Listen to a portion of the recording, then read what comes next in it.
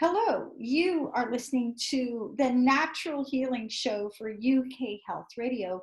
I'm your host, Catherine Carrigan, medical intuitive healer and Amazon #1 best-selling author.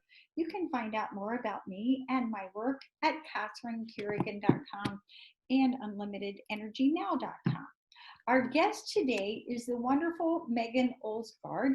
She is a spiritual life coach, and you can find out more about Meghan Olsgard and her wonderful work at her website, infinitesoulblueprint.com. Welcome, Meghan Olsgard. Thanks so much for having me. I'm so happy to be here. Okay, well, Meghan Olsgard has been on the Natural Healing Show before, and you can find the recordings of that in our archives. So, Meghan Olsgard, how do we go about raising our vibration? Well, how do we go about raising our vibration? What does that mean exactly? Yeah. There's lots of different ways to do that. So it's kind of like elevating our consciousness. So when we work with the law of attraction, we attract things to us that are on the same frequency as us. So what we essentially want to do is raise our vibration so that we can attract those things to us. So a few different things that I do. One of them is smiling. So sometimes I just force myself to smile, even when I'm not happy. So if you can just force yourself to smile, just even sometimes setting a phone reminder and just every hour or so, just smiling. That's one really great way. Fresh air and nature, really getting out into that fresh air, I find really raises our vibration. Doing those things that make you feel good. So all those things that just feel really good to your soul, that will really help to raise it. Eating healthy, eating those really high vibrational foods, meditating, that's one of the best ways I find to raising our vibration, really getting into that meditative state. Doing those self-care things, being around animals also, I find animals have such a high vibration and they're so pure in spirit. And just being around them will really help to raise our vibration. That's wonderful. Now, we're talking today about the law of attraction. What exactly is the law of attraction? So the law of attraction states that we basically attract different experiences to us through what's coming into us internally. So our internal environment is attracting our external environment in a way. So we give off a frequency and that basically attracts our external world. And law of attraction is kind of like the law of gravity. You can't turn it off. It's working 24/7 and it's basically creating our outside world. So the way we feel and the different experiences we have inside are creating everything around us, including the people that come in, the experiences, and the different things that come into our environment. Okay, so can you give us a practical example of the law of attraction in action? Yeah. So let's say that you are trying to create a new job for yourself and you decide that you're going to manifest one. So you do the visualization, you visualize being at this new job. You imagine what it would feel like to be at this new job. And then you really begin to attract that to you. And then things will start unfolding. One of your friends might phone you up and say, hey, there's this really great job interview. Or you might all of a sudden just see an ad for a job interview that you're interested in. All of a sudden the events that will start coming to you and then you take action on them. Okay. Now we started by asking about how we raise our vibration. What actually is our vibration? What does that mean? It's kind of like our level of consciousness. It's the energy that we're giving off. So we all give off an energy. Different words have a different energy. So the word depression will have a lower vibration and the word love will have a higher vibration. So when you're in that higher vibration too, your cells are vibrating faster. It's a different energy. It's a different frequency. So if you're raising your vibration, you're getting more towards that love, that peace, that joy, that happiness, those emotions. Right. Now here on the Natural Healing Show for UK Health Radio, I'm always explaining that all illness is slowed down vibration, slowed down energy. And even if you don't quite understand what we're talking about, you have had this experience. when you have a cold, for example, you can hardly get off the couch, right? You feel Yeah. like you've achieved something if you go open a can of chicken soup and make yourself some soup. Or if you go to a nursing home, the energy there is very slowed down, right? And healing happens when we lift our vibration, right?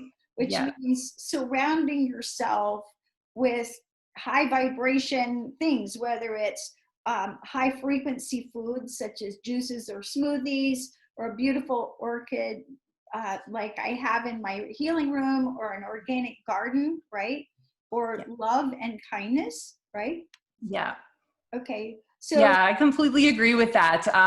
We do find that when our vibration lowers, that's when the illness and those little aches and pains start to kick in. yeah. Now, Yeah. me personally, what I do every day is when I open my eyes, I start praying and meditating. And part of that is to, connect from my soul to the divine. But part of it is so that I consciously set my vibration as high as possible first thing in the morning, right? Yeah. Yeah, that's such a great thing to do first thing to get your day started out in the right way. Yeah. Right. So, Meghan Olsgard, how important is it, do you think, that we set our vibration as high as possible first thing in the morning? I think that's super important. Like you mentioned, that's kind of how our day will unfold. So I don't know. I've been in certain circumstances where I haven't set my vibration, and my day, it hasn't been as joyful as I wanted. And then on the other end, setting your day that way, I find things just unfold so much more smoothly. Everything that plays out in the day is kind of affected by how you start your day. Yeah, I agree. Like doing the meditation and all that is very important in the morning. For sure. And breathing exercises as well, because Yeah. breathing exercises help to clear, if you do have negative emotions sort of flowing around, then it helps to clear that energy so that you can, achieve a bliss state pretty quickly. And Yeah. during this time, I've been giving away copies of my book, The Little Book of Breath Work. I've now given away the Little Book of Breath Work to people in 14 countries. So if you're listening to this broadcast and you'd like a copy, send me an email, Catherine@catherinecarrigan.com, and I'm happy to send you a free copy of the Little Book of Breath Work so that you can achieve that inner peace as quickly as possible. Now, in my book, my most recent book, Reading the Soul, which you were very sweet to write an endorsement of, I talk about soul medicine. And just as your body relies on good food, rest, and exercise, your soul also needs nurturing. And when you take time to nurture yourself at the soul level, that raises your vibration. So Yeah. some of the things that, that I refer to as soul medicine that raise your vibration: breath work, meditation, and prayer, which we talked about. Also mantras. And another word for mantra is just affirmation, right? So Yeah. one of my favorite affirmations is, I am a channel of love and light. And I'm a channel of love and light. I bring love and light wherever I go. And you can come up with your own personal meditations and mantras that help set that. Taking time to rest and be quiet, unscheduled time alone to process, laughter, dancing, you mentioned time in nature, time with loved ones, hugs, right? Yeah. Especially at this time of social distancing, I feel that physical touch is something that we all need, right? Yeah. And it could be giving your loved one a massage, right? Maybe you don't feel safe going to receive a massage, but maybe you can give a massage to someone you love. Sunlight raises our vibration, right? Yeah. Yeah. Absolutely. Yeah. So a lot of people have literally descended into darkness, descended into depression, anxiety. At this time, the recent research, I think 25% of young adults ages 18 to 34 had considered suicide. And one of the simplest ways to raise your vibration is to be in sunlight, whether you're using a therapeutic light box or being outside in the sunlight to overcome seasonal affective disorder. Fresh Yeah. air, flowers, pets, volunteer work. So Yeah. finding ways to be of service, writing, channeling, singing, painting, traveling, setting healthy boundaries. So we could go on. But again, when we're talking about the law of attraction, how difficult is it to attract when we're depressed and anxious and even suicidal? Yeah. Yeah, it's a lot harder then, because when we're in those states, we're more in survival mode, and really nothing's going to come in because your body is just trying to get out of that state of depression. So slowly raising it, like you mentioned, even just getting outside, getting that sunlight, just slowly getting into different things that will raise it. We don't have to go from, depression to full blown joy, but it's those small steps that will help to raise it, and doing those things every single day. Yeah, I really like what you said about doing those things every day, because just like, you wouldn't exercise once and expect to lose 30 pounds. If you are feeling depressed or anxious or even suicidal, or you notice that your vibration is lowered right now, it may take consistency of engaging in this soul medicine and these practices that lift your vibration. But if you keep doing them, then over time you will begin to feel better. So, Right. Meghan Olsgard, how can we be more open to receiving abundance? Um, so I find that just allowing the abundance in. So when we do get gifts, accepting them, inviting them in, because I know sometimes when people get gifts, they say, no, I don't want it. Someone's trying to buy them a coffee and they're like, no, I don't deserve it. And that stops the flow of abundance. So by allowing it in, being open, being willing to accept these gifts will start the flow, and you'll be able to receive more abundance. And even just stating the intention every single day, every single morning, you can say, I intend to, or I'm open to abundance. So really just starting your day saying that you're open to receiving these gifts that so they can come into your experience. I find those are pretty powerful. Right. Yeah. And also appreciating when we do receive things. So when you do receive the gift, really appreciate it. Really, I'm so grateful for this. And just being grateful for all those things around you will create more of those things that we can be grateful for. Right. A practice that I like to recommend to people, if you notice that you're blocked on abundance, Yeah. a simple practice to do is to write an affirmation. I openly and willingly receive the gifts of others. And so you write on a piece of paper, literally with your hand, and by hand is better because you're connecting to the emotion. I openly and willingly receive the gifts of others, and write that 20 times a day for about 2 weeks. And if anybody gives you anything, whether it's a ballpoint pen or furniture from the house that they no longer need, you take in the gift, you say, thank you very much. And if you don't need it or want it, you take it and you hold it for 24 hours or so on, 1 to 2 days, and then you rehome it. You find someone else who might need it or might appreciate it. Yeah. But it's really letting yourself be open. Yeah.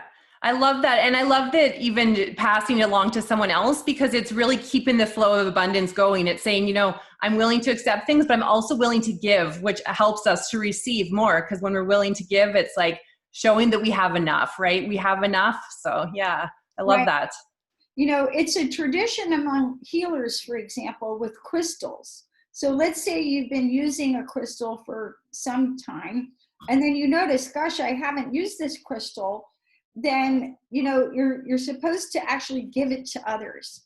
And I have given it away, literally thousands and thousands and thousands of dollars worth of valuable crystals. And I'm talking rubies and sapphires and diamonds, as well as just rocks of all kinds. So, and when we pass along things that we're no longer using, whether it be a crystal or you go to your closet and it's like, gosh, I haven't worn this pair of pants or this skirt for a year or so, then you find someone who actually might need it.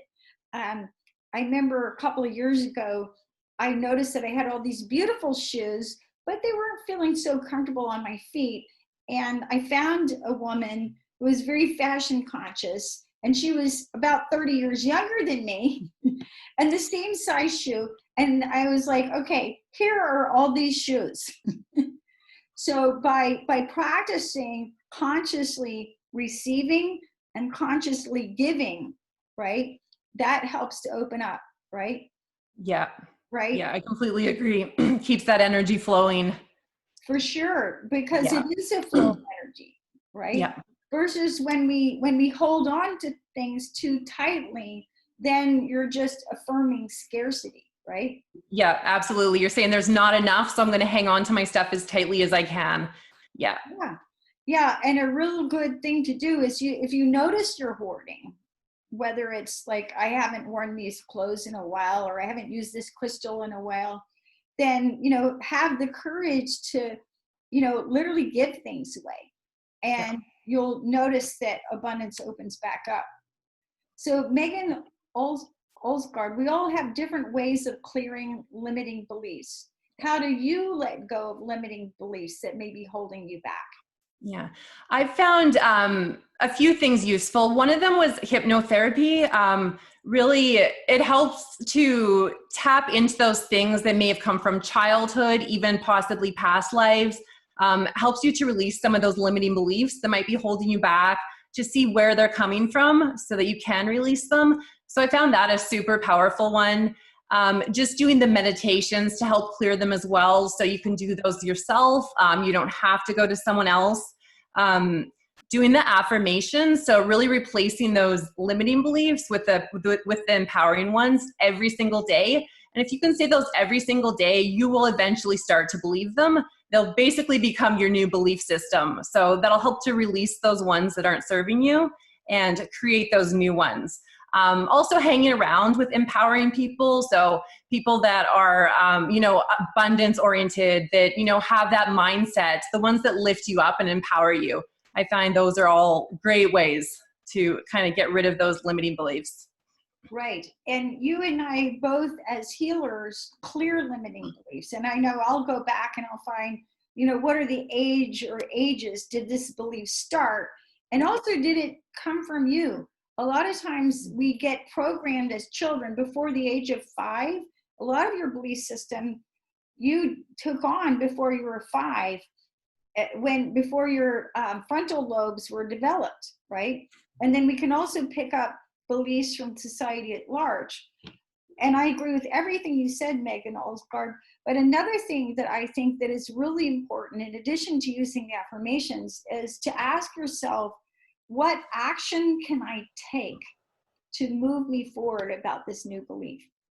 So let's say you say, I now live a life of peace and abundance. You can ask yourself, what actions do I need to take to make that so, right? Yeah. Yeah, I think that's such a great way, because we can say all the beliefs, but if we don't actually step into action, then it helps to get them going. It helps to get everything moving forward, taking that action. Yeah, taking that action, right? Yeah. Whether it's, I'm going to spend the money because I know it's already there, right? Yeah. Right? Or I'm going to plan for my financial future because I know I'm going to live a long time. Yeah, right. Yeah. Right. Okay. So Meghan Olsgard, how do you go about shifting into an abundance mindset? So that's about focusing on what you do have versus what you don't have. So we can spend all day saying, I don't have this, I don't have that, but that's really not going to be helpful or help us to move in the direction that we do want. So focus on what you do have, really appreciate what you do have. Do you have a house to live in? Do you have a vehicle? Do you have great friends, family? Are you healthy? Focusing on all those things will help to show you that you're abundant. It'll say, look, I have all these amazing things in my life, so I am really abundant. That'll help to bring more of that abundant energy. So focusing on also possibilities versus problems, kind of the same thing, but a little bit different. Really focusing on what could happen, right? If I start this new job or whatever, what could happen? What are the good things that could come from it? Instead of focusing on the bad things that may happen. Really just shifting your mindset to focusing on the good while also staying in the present moment. I find that lots of times we drift from the present moment And if we can just be really present, that'll help to, right here in this present moment, we have everything we need. I find that super powerful. Right. And, one of the things that I talk about is the difference between being unconsciously competent and consciously competent. So sometimes we're doing the right things without realizing, hey, I'm doing this really well. And then other times we're like, okay, I know what I'm doing and I'm doing it really well. So I'm going to give you a concrete suggestion that everybody listening can do right now. And and I'll tell you a story, because what I realized for years I was doing it, I was unconsciously competent. And then I was like, wait, I'm doing this and it really works. So I started doing it with larger amounts of money. So what I would literally do is at the end of the week, which would be Friday for me, that's the end of my week usually because I work Monday through Friday, I would literally visualize in my mind's eye.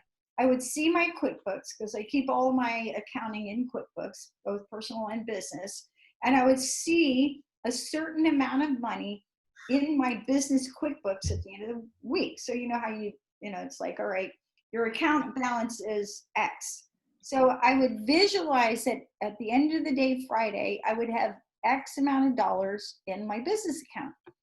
And, just like everybody else, we have good weeks, we have bad weeks. You have weeks where there's a lot of outgoings, where you're paying a lot of bills. And then there's other weeks where there's more money coming in.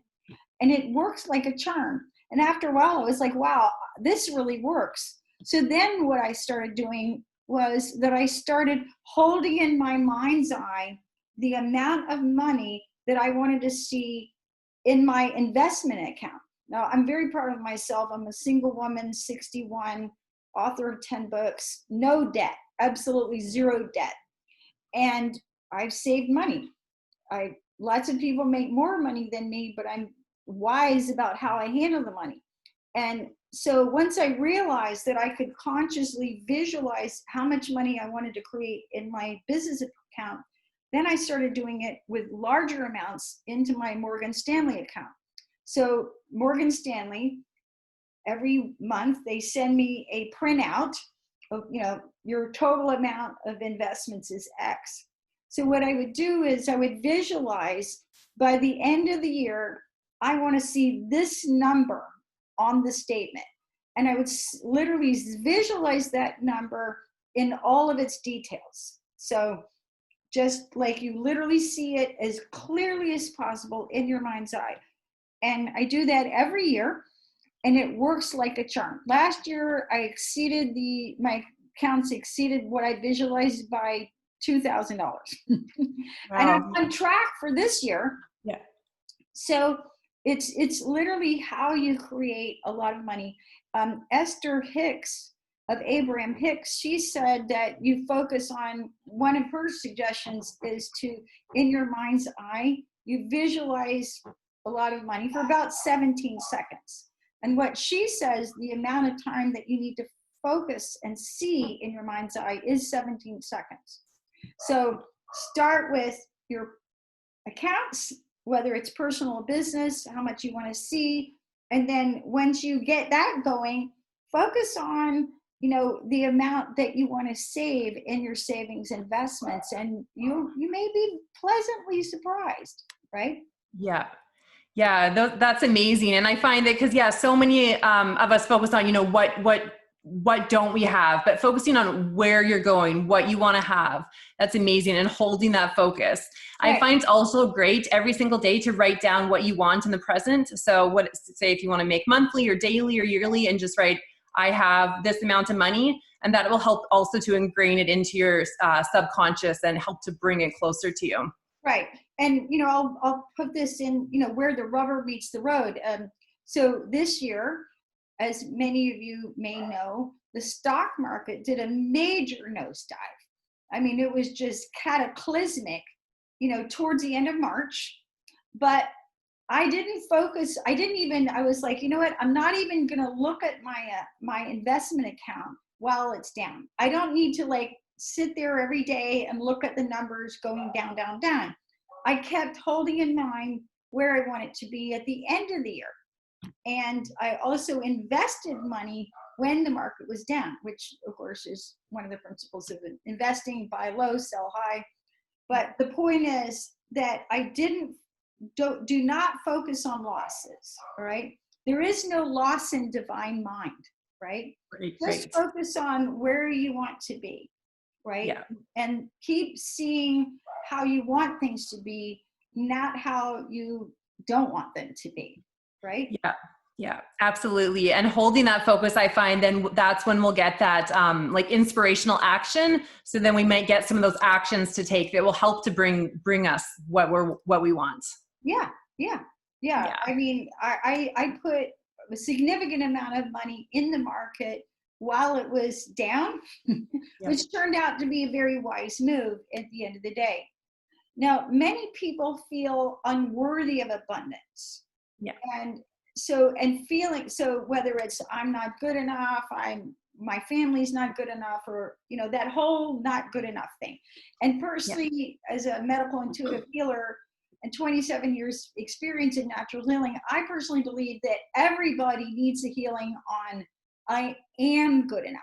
I'm good enough because I am. I don't need to improve anything. The world needs you. They need your specific vibration. So how can Meghan Olsgard, how can people feel worthy of attracting the things that they really want? Yeah, I agree with you. There's so many of us that could use that, lesson in worthiness, and how to feel confident. So the first thing I think is to do those things that make you feel confident every single day. So if you notice that you're doing something that makes you feel confident, whether that's working out, painting, taking care of your niece and nephew, whatever it is, making sure that you do those things every single day that make you feel good. And because you'll notice when you stop doing them, your confidence will start to go down. You'll be like, why am I not feeling as good? And it's because you stop doing those things that make you feel confident. So just really practicing, making sure that you're doing those things every single day. You can also write a list about all your good traits. So write down, these are all my good traits, and then read that list to yourself every single day. And that'll help you to feel really good. So instead of focusing on the things that you don't like about yourself, you're now focusing on all the things that make you feel good. You can also write down a list of all your accomplishments. So these are all the things that I've accomplished. And because sometimes we tend to forget that we've done all these amazing things. So once again, just reading that list and really focusing on the things that you love about yourself. You can do mirror work where you look in the mirror and tell yourself you love yourself. I know that can be pretty uncomfortable when someone first starts doing it. But as they do it every single day, they'll really begin to strengthen that self-love piece. Wonderful. And one of the things that I find, many of my clients are learners and growers. So they're always learning, they're always growing, and they're very serious about their spiritual growth and their inner work. But even we can get into a trap that we think, I'm not good enough yet. Right. If I could just improve these 1 or 2 or 5 or 10 things about myself, maybe then I'll be good enough, right? Yep. And, I was years ago, my very first radio show that I ran, I interviewed a lady named Emily Conrad. And Emily Conrad was the founder of Continuum. And Continuum is a system of movement that helps people who are totally paralyzed be able to move again. So Emily Conrad, her career history, she started out as a dancer. She kept learning and growing and evolving. Then she became a choreographer. And then she was a highly successful choreographer, and she kept learning and growing. And then she developed this system of healing. And I had the privilege of interviewing her and also studying with her while she was alive. She's now deceased. But one of the things that she said that was quite profound for me, she said, you are the technique. In other words, those of us who are healers by profession, we may have studied many techniques. And by now, I'm 27 years, I've studied lots. You can look up my biography of all the things that I studied. But it's literally your vibration that makes the shift. It's what we started talking about, right? Mm-hmm. And if someone comes to you, It's because they need your specific vibration, right? Right. So it's like there's salt and there's pepper. When I'm in my kitchen and I need pepper, I don't need more salt, or vice versa, right? So when you understand that people need your unique vibration and the world needs your unique vibration, then yeah, you can be the best you can be and you can keep striving for that, but you're already good enough, right? And Yeah, I completely agree. Because some people might say, well, who am I to help this person? Or, they can just go to someone else that's more qualified. But it's like, this person was attracted to you for a reason. You have something that can help them. And they were attracted to you via law of attraction because they know that you have something that can help them. Yeah. right, absolutely. And if you slap them across the face, well, that's what they need. And if you whisper gently, that's what they need. So I think part of what we have to do is actually trust this law of attraction and trust that when people are attracted to us, you're already good enough. Yeah. Right? Stuart Wilde, who's a wonderful author, he said the way to have more business is, he says, raise your vibration, and when people show up, charge them. Yeah. Right? So we do our best to be the best that we can be, but just realize that even with your flaws and faults that may be obvious to you and everybody else, that may be why somebody feels comfortable talking to you. You've recovered from an addiction and they know they can trust you because you've been there yourself, or you've recovered from depression or pain yourself, or you've mastered your body image, right? Yeah. Right? Yeah, absolutely. They're connecting with you on some sort of a level that, you've either been there or, I completely agree. Right. And so when you realize that people are attracted to your energy, you're already good enough. Yeah. It's like, hey, I can just be me. Whew, the pressure is off. All I have to do is be me. I don't have to be someone else. Thank God, right? Yeah, absolutely. It's nice to just get rid of that pressure. Like, you know what? It's all good. They're attracted to me, and yeah. Right. So, Meghan Olsgard, what does it mean to be out of alignment? So out of alignment is, you'll notice by usually how you feel. So if you're in those lower vibrations like depression, sadness, then you tend to be more out of alignment. If you're in those higher ones like love, joy, if you feel really good, that's when you're in a high vibration. A lot of it is about how you feel. So just really being aware of how you feel every single day. Noticing where your energy is. Do you feel really tired? Do you feel really drained? Or do you feel great and you have lots of energy? So really just being aware about that. How does your body feel? Do you have aches and pains in your body? Or does your body feel really good and energized? Your eating habits. I noticed that when we're in a higher vibration, we just tend to crave those healthy, natural foods. And when we get into that lower vibration, we tend to want more of that processed, the stuff that's not good for us. So also noticing like your breathing. Are you breathing really deeply, or are you breathing really shallow and fast? Because that shows you that you may be out of alignment. So mainly just noticing where your energy is and being self-aware. Because sometimes we don't notice that we're out of alignment. Then we'll be like, oh, why did I eat so much food yesterday? Am I trying to stuff down an emotion? Am I out of alignment? Is there something that needs to be looked at there? Right. Now, to me, this is just my interpretation. When we're in alignment, that means we're connected, mind, body, and spirit. And we're going to go through that. It means you're grounded to the earth, right? It's hard to manifest when you're not grounded. Right. You're aware, okay? So you're aware of what's happening, and you're connected to your higher power.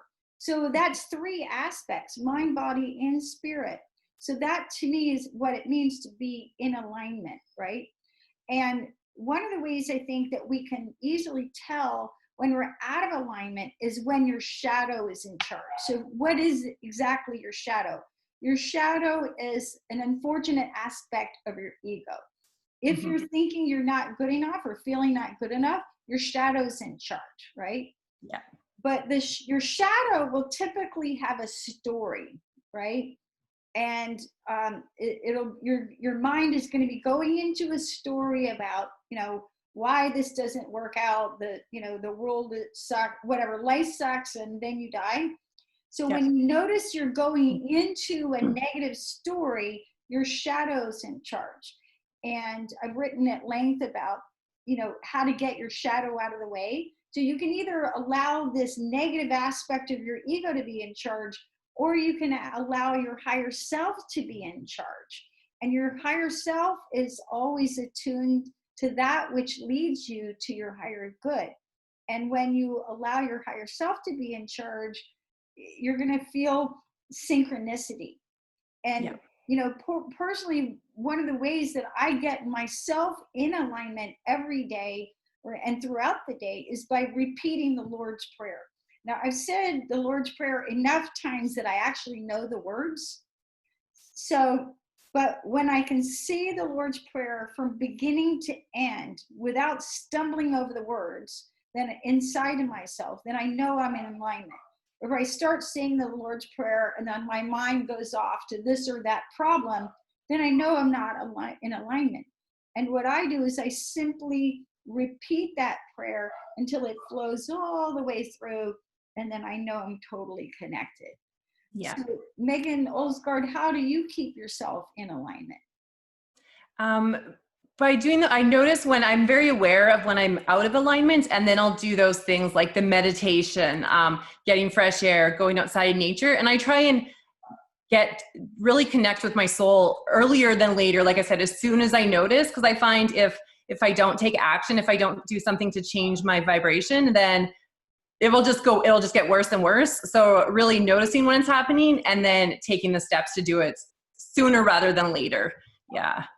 Now, I know when I studied medical intuition, I learned a technique called source connection. And in a nutshell, when every part of you is connected to the divine, then you know what you need to know. And I've written articles about it. It's available for free on my website, catherinecarrigan.com. And I just spoke yesterday to a client in Australia who's a coach, a corporate coach for big corporations. And he said, I started doing your source connection, and it's like my whole practice went to a whole other level. He said, all of a sudden, I know everything about a client right instantly. So it's a practice of getting your ego out of the way, and it's called source connection. So if you Google source connection, Catherine Carrigan, you can get the directions, and you check probably 35, 36 different aspects of yourself, and then you consciously connect those to universal God source energy. So Meghan Olsgard, how do words affect our vibration?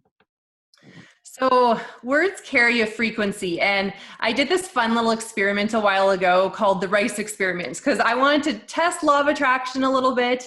So what you do is you cook rice and you split it up into 3 different jars.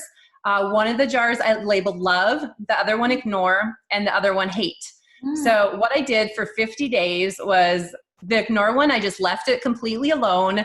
The love one, I would hold it and say loving words like thank you, I appreciate you, I love you, and just say those words for about a minute every day. And then the hate one, I said really mean words to it, and it was hard. It was hard to say them because I was like, I don't want these words coming into my experience, but just basic like I hate you, you're worthless, all those mean words that we can say. So after 50 days, I opened up my jars. The ignore one had a funny smell. The rice wasn't too bad. The love one had absolutely no smell. It was like perfect rice. And the hate one had mold on the lid and mold up the side. And it had the worst smell I've ever smelled in my entire life. I almost threw up. And I was like, that is crazy. Just from saying words to rice, it shifted its whole energy. Yeah. Right. And, one of the things that we know for a fact is your body believes every word that you say. So, here Meghan Olsgard's talking about rice, which you wouldn't think had consciousness, but your body for sure responds to words. about a month ago, I got a call from one of my clients, and he wanted to know if I knew a book, the name of a book that he could give his girlfriend about how words matter. And he loves his girlfriend very much, but his girlfriend tends to sometimes drink too much alcohol. And then when she has had too much to drink, she'll say mean things. And we have to understand that your words affect everything. Your words are powerful. Meghan and I are both authors. We understand this, but what you say to yourself matters the most, and what you say to other people can make or break your relationships. And although, we've all said unkind things in a moment of anger, and we can ask for forgiveness and forgive ourselves, what's even better is not to say them. And a really good practice is, if you realize that you're in a bad mode or you're feeling angry, you can set your intention to hold an energy bubble around you, so that even when you're expressing your anger, it doesn't get thrown at the other person. So you're holding the anger within you, and you're speaking your truth, you're speaking your needs and your wants, but you're not lobbing those angry words at the other person like a grenade, because it can absolutely destroy your relationships, right? Yeah, I agree. That's such a great thing to do. I've never thought of that, holding those within your own self so that it doesn't affect other people. Yeah, that's great. And that might be something that listeners, that you can practice for yourself, is practice the difference between expressing your anger, holding it within an energy bubble, and violently throwing that anger through your words and energy at other people. Because you may say things inadvertently that damage people and damage your relationships that can't actually be taken back. Right. And you don't want to do that. So, Meghan Olsgard, are negative emotions bad? I don't think so. I think that it's how we perceive them. I actually think that they're useful because they're here to show us something. They're here to show us that something that we're thinking maybe isn't serving us, or that something is out of alignment. And I find that it's our frustration with the negative emotions that actually make them worse. So when we have the negative emotions, if we start beating ourselves up and say, I shouldn't have these, why am I having these? That just makes them way worse. So what I like to do is just acknowledge them. Okay, I'm having some sort of a negative emotion, and then really just trying to understand, what is it trying to show me? And sometimes I even invite it in as a way to not push against it. I'll say, you know what, come into my experience, show me what you have to show me. And I find when we do that, it releases through us so much faster, and it shows us, and then it's gone. So I find that's super powerful. Yeah, and I think that so many people who suffer from addictions, whether it's drug addiction or alcohol addiction or food addiction or overworking, it's because they're not able to be present with how they really feel. And I tell all my clients, you'll know you're over your addiction when you can get angry, have a panic attack, or be really upset and not need to eat, drink, or take a drug. You can just be present and allow your own humanity. So, Meghan Olsgard, what is the best way for us to begin to manifest the things that we want? There's a few different things. I think visualization, and like you mentioned earlier, is super, super powerful. Getting into a high vibration, using kind words to yourself and others. Affirmations are great. Meditation is super powerful. Connecting with nature, believing it's possible, right? Just believing that it's possible for you to accomplish what you want.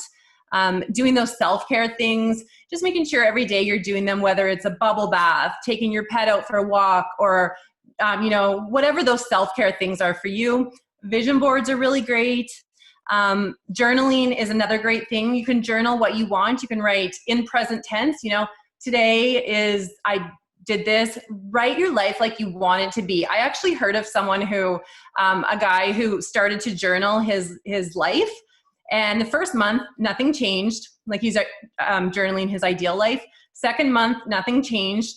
The third month, that was his life. Everything he journaled, he did that every single day. So that's also really powerful. Right. And that technique is called scripting, where you Yes. write in present tense how you want your life to be. Very, very powerful. Yeah. You've been listening to the Natural Healing Show for UK Health Radio. I'm your host, Catherine Carrigan, medical intuitive healer and Amazon #1 bestselling author. You can find out more about me and my work at catherinecarrigan.com and unlimitedenergynow.com. Our guest today has been the wonderful Meghan Olsgard, spiritual life coach. You can find out more about Meghan Olsgard at infinitesoulblueprint.com. And remember, when you take the time to nurture your vibration and lift your spirit, natural healing occurs.